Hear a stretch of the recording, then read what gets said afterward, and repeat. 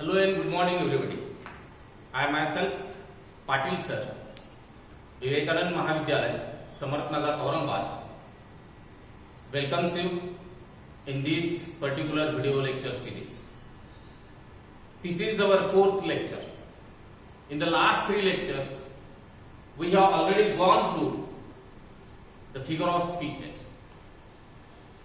You are going to be asked for 2 marks in HSC board exam. And the second question is that why we taken the figure of speech before the poem? Just because if you go through the figure of speeches, if you learn the definition of the figure of speeches, then you will be able to identify the figure of speeches from the poem. That's why I have given that part before teaching or before starting the poem.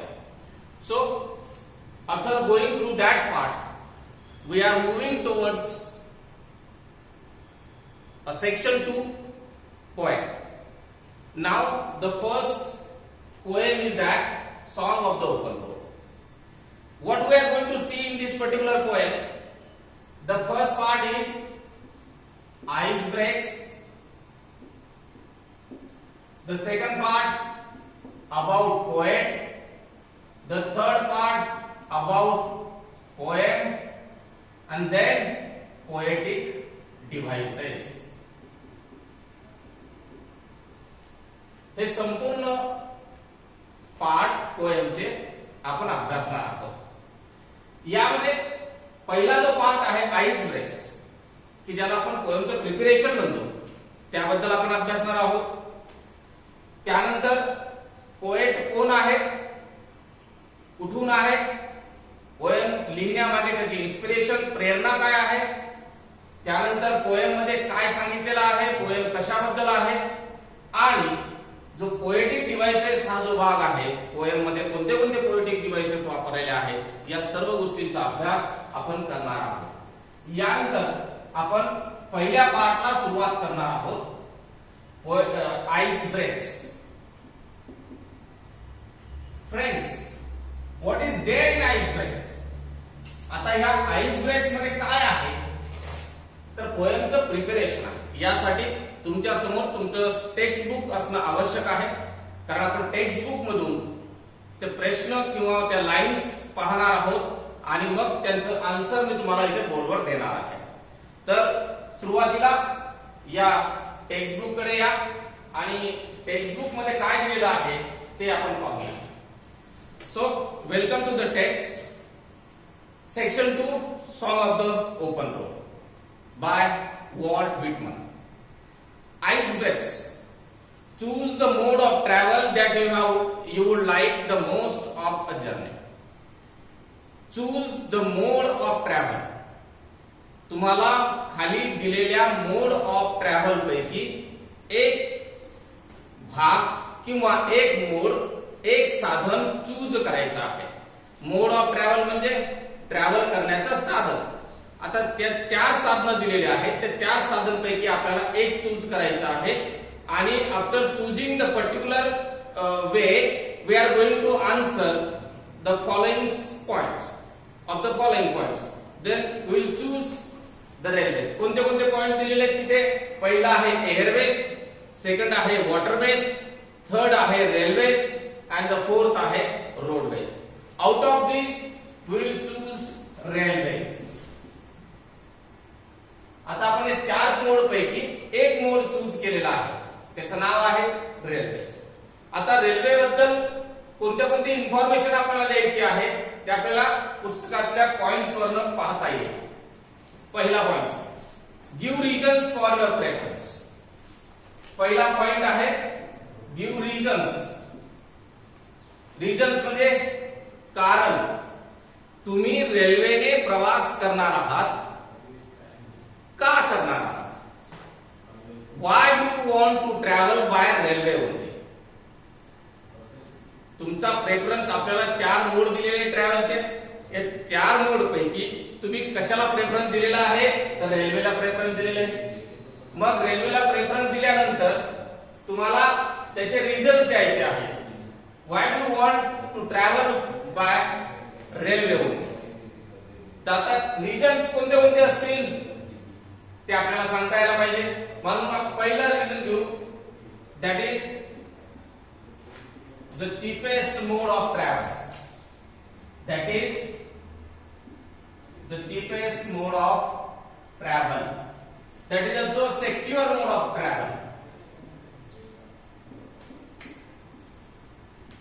हे दोन कारण आपण सांगितली की ते स्वस्त आहे आणि सेक्युअर आहे.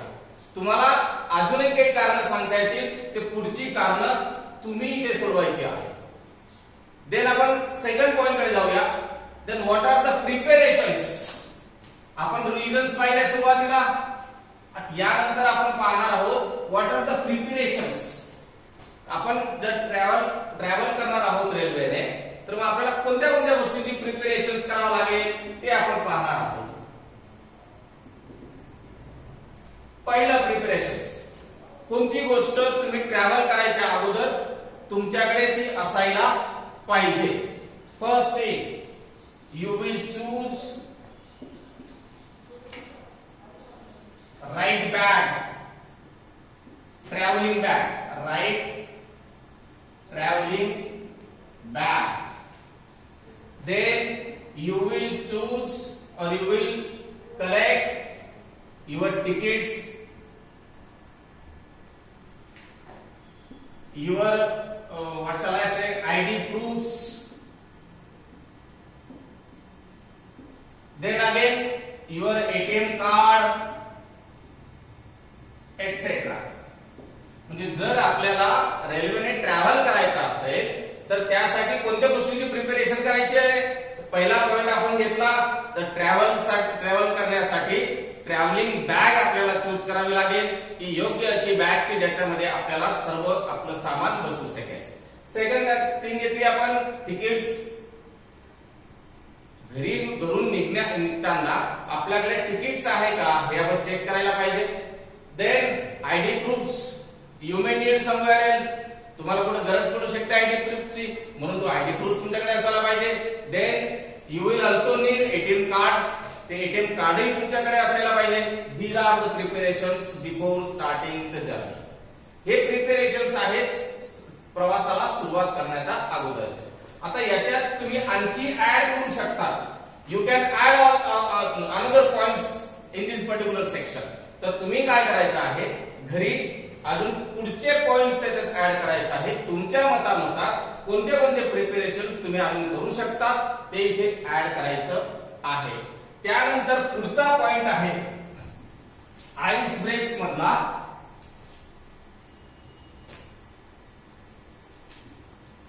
How to overcome the problem. How to overcome the problem. आता समजा बाहेर ट्रॅव्हलिंग करत असताना जर तुम्हाला प्रॉब्लेम आला तर तुम्ही काय करा, त्याची प्रिपरेशन तुमच्याकडे असायला पाहिजे. मग तुम्ही काय करा, फर्स्ट ऑफ ऑल किंवा first thing is that you will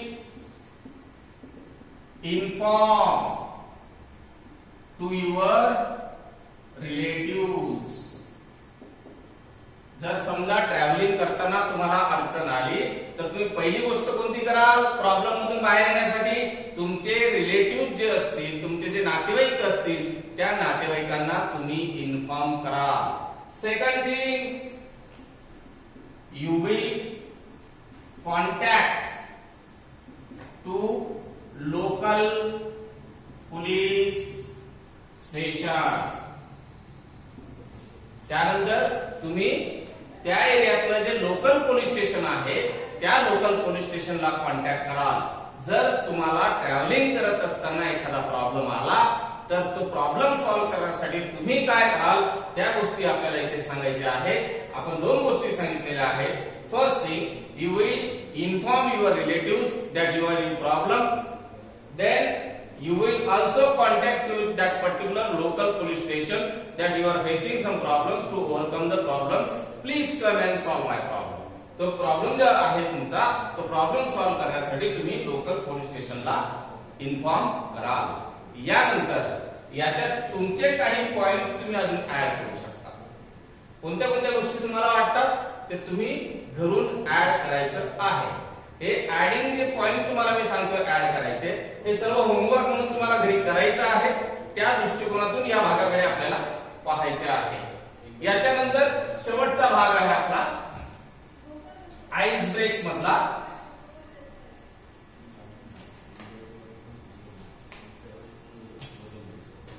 Last part is observing certain rules.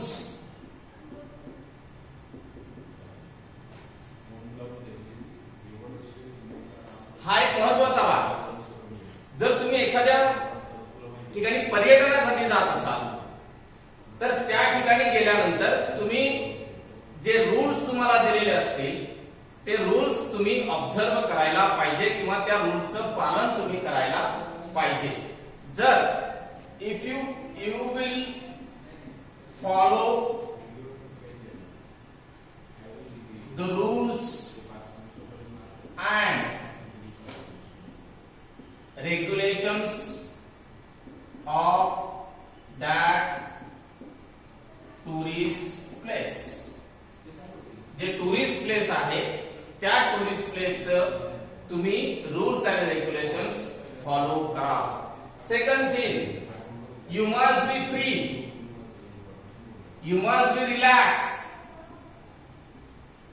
from any hindrances, from any tension. जर तुम्ही कोणत्याही टेन्शन मधून अडथळ्यांपासून रिलॅक्स राहायला, फ्री राहायला आणि रूल्स अँड रेग्युलेशनचं जर तुम्ही फॉलो केले तर तुम्हाला कोणतीही अडचण प्रवासात येणार नाही. विद्यार्थी मित्रांनो, आपण आईसबर्ग हा जो पार्ट आहे पोएम फर्स्टचा तो आपण पाहत आहोत. त्या पार्ट मध्ये पाहत असताना सुरुवातीला मोड ऑफ ट्रॅव्हल्स त्यांनी दिलेले आहेत. त्यापैकी एक मोड ऑफ ट्रॅव्हल आपण चूज केला. चूज केल्यानंतर त्या मोड ऑफ ट्रॅव्हल्स आपण का चूज केला त्याचं रिझन द्यायचं आहे. आपण रेल्वे चूज केला, आपण रिझन दिलं. देन आफ्टर तुम्ही त्या रेल्वेने ट्रॅव्हलिंग करताना कोणत्या कोणत्या प्रिपरेशन्स कराल ते तुम्हाला सांगायचंय. त्यानंतर जर एखादा प्रॉब्लेम तुम्हाला आला तर तुम्ही त्या प्रॉब्लेमला कसं सॉल्व्ह कराल त्याबद्दलची इन्फॉर्मेशन तुम्हाला द्यायची आहे. आणि शेवटचा भाग आहे त्याचा ऑब्झर्विंग सर्टन रूल्स. मग जर तुम्हाला त्या प्लेसला जायचं असेल तर ते रूल्स आणि रेग्युलेशन्स तुम्ही कसे ऑब्झर्व कराल याबद्दलची इन्फॉर्मेशन याच्यात द्यायची आहे. आईस ब्रेक्स मध्ये प्रत्येक पॉइंटचे मी प्रत्येक जे पार्ट आहे त्याचे 2-2 पॉइंट्स मी सांगितलेले आहेत. रिमेनिंग पॉइंट्स तुम्हाला होमवर्क म्हणून कंप्लीट करायचे आहेत आणि मग ते मला दाखवायचे आहे. तर हा झाला आईस ब्रेकचा भाग बिफोर पोएमचा.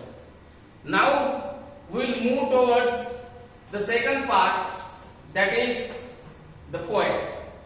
आता या poet, now while moving to the second part of the poem, that is poet. आता आपल्याला poet बद्दल इन्फॉर्मेशन पाहायची आहे. Walt Whitman. The poet of the poem is Walt Whitman.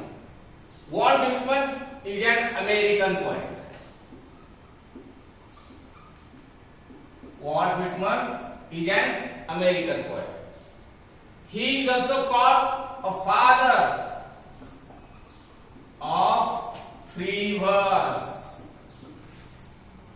What is free verse? I will explain later on. He is also called a father of free verse. He is also known as people's poet.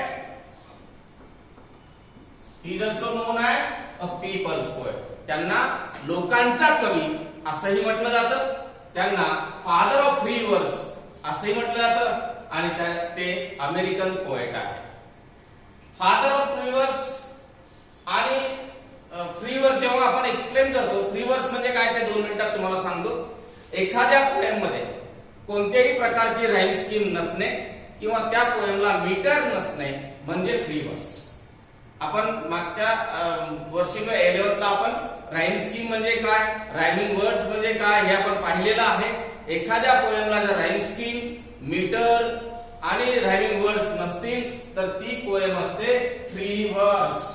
म्हणून त्याला आपण free वर्स म्हणतो. आणि Walt Whitman यांना free वर्सचं father असं म्हटलं जातं, जनक असं म्हटलं जातं. these three things are important. ते अमेरिकन पोएट आहेत, त्यांना फादर ऑफ रिव्हर्स म्हटलं जातं आणि त्यांना लोकांचा कवीही म्हटलं जातं. त्यांचं मेजर वर्क, त्यांना लोकांचा कवी का म्हटलं जातं त्याचं त्याच्याबद्दल सुद्धा मी तुम्हाला सांगणार आहे. परंतु त्यांचं मेजर वर्क काय आहे?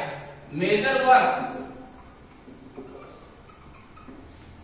पहिला मेजर वर्क आहे leaves of grass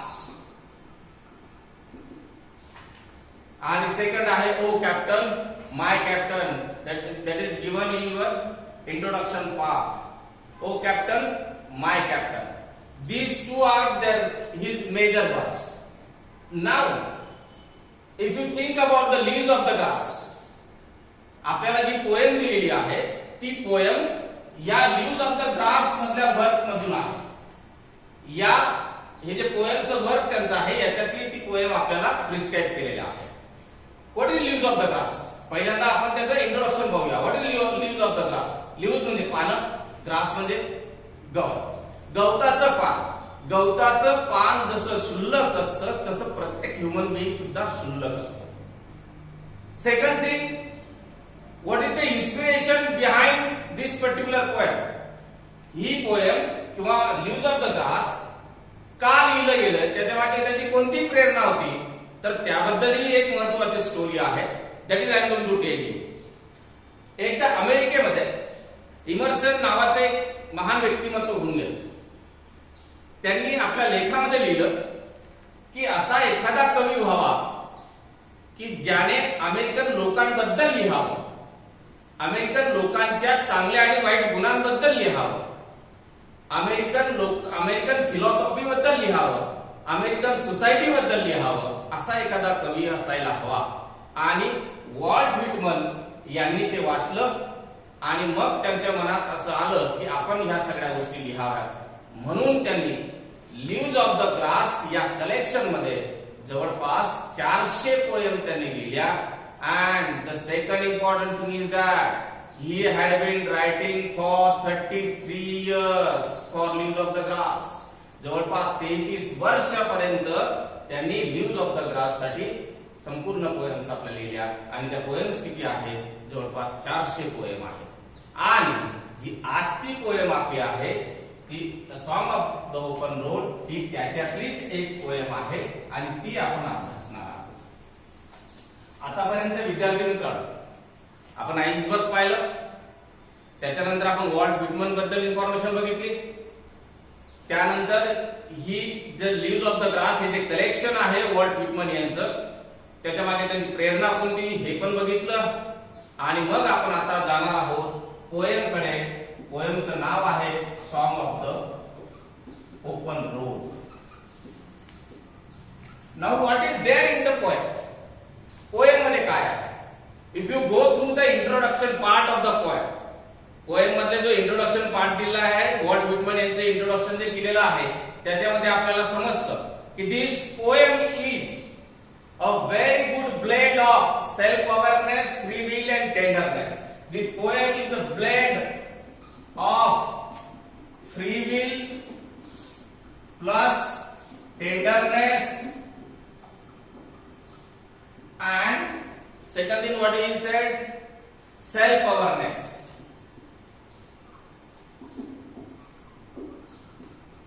Is equal to song of the open road.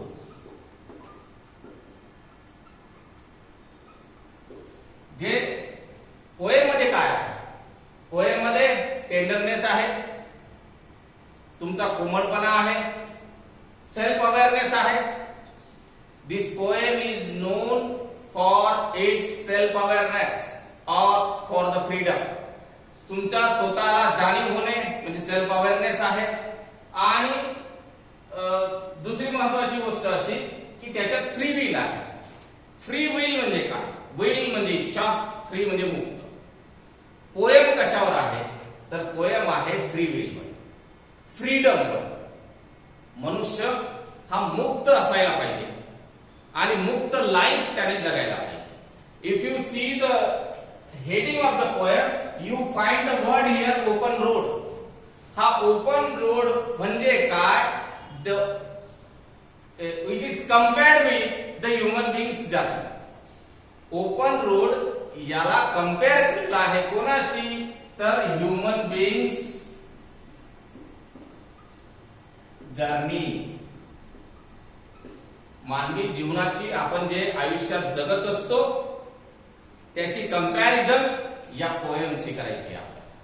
Open road, road is open, it means that there is no hindrances, there are no any obstacles. Now you are also free to walk on the open road.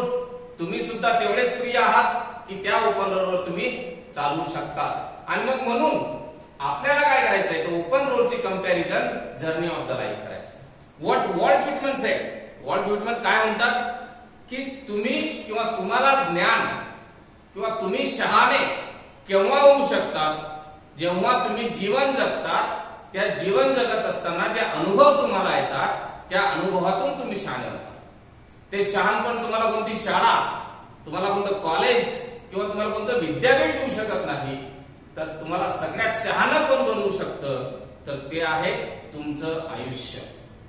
म्हणून मग आयुष्य कशात असायला पाहिजे, तर आयुष्य हे free असायला पाहिजे, प्रामाणिक असायला पाहिजे आणि कोणतीही अपेक्षा न करता आपण आपल्या बेसवर, आपल्यात असलेल्या कॅपॅसिटी, क्षमतांच्या बेसवर ते आपण जगलं पाहिजे. आणि मग म्हणून जेव्हा आपण ही पोएम ऑब्झर्व होतो त्यावेळेला आपल्याला दोन तीन गोष्टींवर कॉन्सन्ट्रेशन करावं लागेल. एक, freedom. Second thing, you do not need anything because you have everything. If you have the earth it means that you have everything. जर तुमच्याकडे पृथ्वी आहे आणि या पृथ्वीवर जर सर्व सुख साधनं आहेत तर तुम्हाला दुसरी कशाची गरज आहे, हेच पोएट आपल्याला ह्या पोएम मध्ये सांगतो आहे. मग ह्या गोष्टींवर कॉन्सन्ट्रेशन करून this is the introduction of the particular poem and now we are moving to the actual poem. आपल्याला आता पोएम कडे वळायचं आहे. त्या अगोदर तुमच्या सगळ्यांसमोर पोएम असायला पाहिजे. पोएम टेक्स्ट कडे या आणि पोएम पहा. आपण पोएमला सुरुवात करणार आहोत. Now let's come to the poem. Poem कडे पहा, मी लाईन्स वाचतो. Afoot and light hearted I take to the open road. Afoot and light hearted I take to the open road. Healthy free the world before. काय म्हणतो पहिल्या दोन lines मध्ये, अ food म्हणजे मी चालायला सुरुवात केली. अ लाईट हार्टेड म्हणजे अतिशय हलक्या मनाने. माझ्या मनामध्ये कोणतेही प्रश्न नाहीत, कोणतेही ध्येय नाही. I am free and I have started my working. मी माझ्या वर्किंग चालायला सुरुवात केली आहे. मनात कोणतेही प्रश्न नाही. I take to the open road. या ओपन रोडवर मी चालायला सुरुवात केलेली आहे अतिशय हलक्या मनाने. There are no hindrances in my mind, there are no obstacles in my mind, there is no question in my mind where I am going, where I just want to reach. तिथे कोणतेही ध्येय नाहीये, कोणतेही प्रश्न नाहीये. मी अतिशय मोकळ्या मनाने, अतिशय फ्री मनाने मी या रस्त्यावर चालायला सुरुवात केलेली आहे. Healthy free the world before me. Healthy त्याचं मीनिंग होतं पौष्टिक. हेल्दी म्हणजे पौष्टिक. आता इथे पौष्टिक असा अर्थ आपल्याला कोणत्या पद्धतीने घ्यायचा आहे.